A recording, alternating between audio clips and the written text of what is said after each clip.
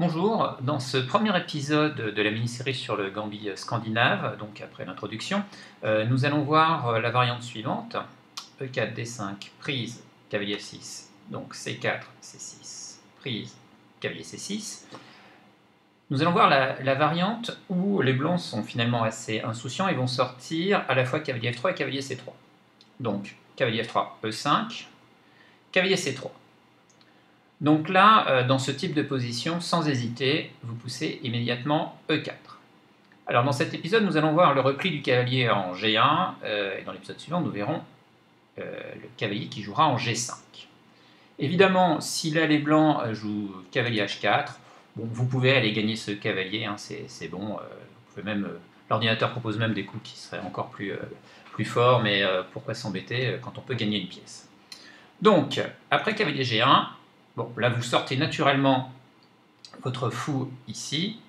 Alors, il faut savoir que dans cette position, ou même la position juste après cavalier G1, le match Stockfish contre Stockfish a donné 8-0 pour les noirs, ce qui montre que les blancs sont déjà particulièrement mal avec leur gros retard de développement.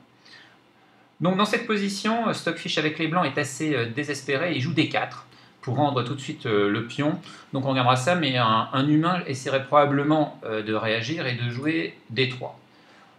Donc je vous conseille de jouer tout simplement fou F5 dans cette position, qui est finalement assez embarrassant pour les blancs. Donc vous menacez de prendre en D3, donc les blancs vont prendre en E4 très probablement, soit avec le cavalier, soit avec le pion. Alors voyons déjà la prise avec le cavalier.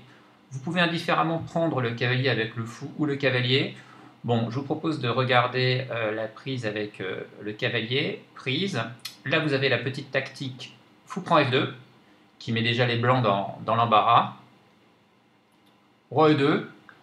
Alors là, si par hasard, dans cette position, vous avez l'intention de la jouer comme ça, échange de dames, là, vous êtes certes dans une très bonne position pour jouer une finale, mais vous n'êtes pas du tout dans l'esprit du début, qui est quand même beaucoup plus agressif et beaucoup plus orienté vers une attaque sur le roi.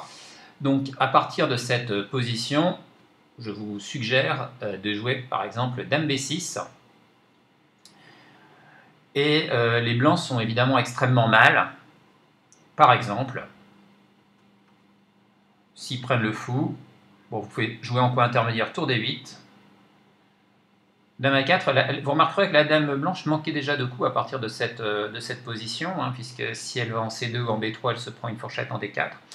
Donc Dame A4, et là vous pouvez gentiment prendre le cavalier en G1, mais si vous voulez, l'ordinateur vous dit que si vous jouez petit roc, vous allez très très rapidement gagner et mater le pauvre roi blanc. Donc on voit qu'on est dans une situation qui est extrêmement agréable pour les noirs, où on sort ses pièces très rapidement, on attaque sur le roi, et assez rapidement les blancs sont totalement débordés. Alors maintenant, si on revient donc à la position qui était ici, les blancs peuvent aussi prendre le pion E4 avec le pion, et dans ce cas-là, bon, vous pouvez jouer Dame B6,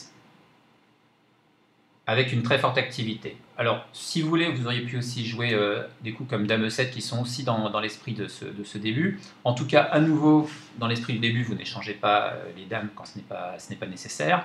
Donc là, par exemple, dans cette situation, si les blancs jouent ça, ce qui est souvent une réplique, en fait, là, c'est complètement inapproprié de jouer cavalier A4 pour attaquer à la fois la dame et le fou, parce que vous prenez ici avec échec, Roi E2, et là vous pouvez par exemple jouer Dame B4, qui laisse les blancs assez désemparés. Bon, s'ils prennent, vous prenez comme ça, vous jouez petit roc, et à nouveau, le roi blanc est totalement au milieu du feu des pièces adverses, et il aura très peu de chance de s'en sortir contre l'arrivée des deux tours, de la dame et des deux cavaliers contre lui, alors que les pièces blanches sont toutes non développées. Voilà, donc ça suffit, je pense, pour vous convaincre que le coup D3 est assez, finalement assez faible, et ça explique pourquoi Stockfish s'est senti tout de suite obligé, après fou C5, de rendre le pion en jouant D4. Alors là, la partie de Stockfish contre lui-même va continuer par Dame prend, et fou E3. Donc, si les blancs avaient décidé de prendre, d'échanger les dames en espérant que ça va les soulager, en fait, pas tant que ça, vous reprenez du cavalier. Bon, vous menacez d'aller en C2, et la meilleure défense pour les blancs, c'est encore sans doute de jouer ici fou E3. Après cavalier C2, roi D2, là ce serait une erreur de prendre la tour en A1. Tout simplement parce qu'après cavalier prend un, fou prend, votre cavalier va avoir du mal à ressortir, c'est assez délicat, et ce sont probablement les blancs qui sont mieux. En revanche, si on revient dans cette position, ben, vous jouez tout simplement fou prend, non, vous jouez, oui, fou prend roi et fou prend pion. Vous avez ainsi finalement gagner un pion, c'est vous qui avez maintenant le pion plus, avec toujours des pièces qui sont nettement mieux développées et des possibilités de continuer à embêter un petit peu le roi blanc, et avec un pion E4 qui est extrêmement fort. Donc cette variante est tout à fait avantageuse pour vous. Bon, évidemment, dans cette position, là maintenant, il n'est plus question de prendre le fou, parce que là, vous pouvez reprendre la tour, d'accord, vous n'avez plus le fou en C5 qui était en prise. Donc là, vous êtes dans une position qui est extrêmement agréable. Donc, ça explique pourquoi les blancs ont préféré jouer ici fou E3. Alors, fou E3 est un coup qui serait intéressant si les noirs étaient ici obligés de prendre la dame et d'échanger. Alors, c'est d'ailleurs des systèmes un peu de libération qu'on retrouve aussi dans le Gambit Chara, ou des choses un peu similaires. Donc effectivement, si là les noirs étaient obligés d'échanger, finalement les blancs auraient un jeu relativement égal. Mais malheureusement pour les blancs, les noirs ne sont pas obligés d'échanger, ils ont encore dame E5 à leur disposition. Donc qui est le coup qui avait été joué par Stockfish contre lui-même. Et je vous donne encore quelques coups de la partie. Sans trop les commenter, ça vous montre que les blancs ont du mal à se libérer à partir de là, et que les noirs conservent donc un gros avantage. Donc là maintenant, ils n'ont même plus le pion en moins, ils dominent le centre, et ils contrôlent les cases principales à proximité du centre et du camp adverse. Petit roc. Cavalier F4, donc c'est un système de développement pour les blancs qui est tout à fait envisageable.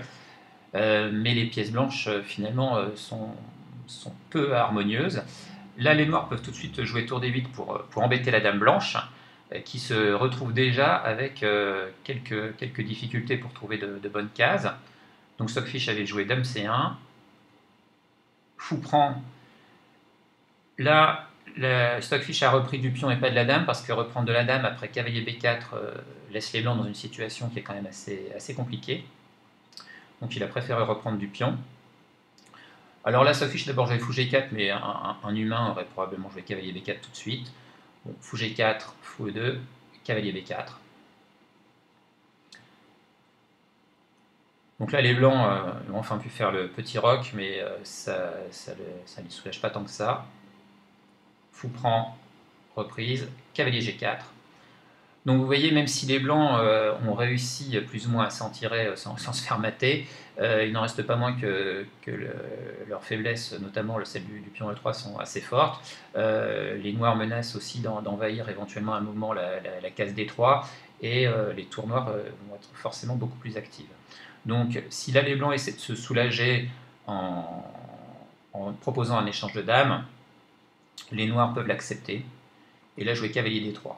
Et cette finale est probablement sans espoir pour les blancs, car leurs pions sont trop faibles.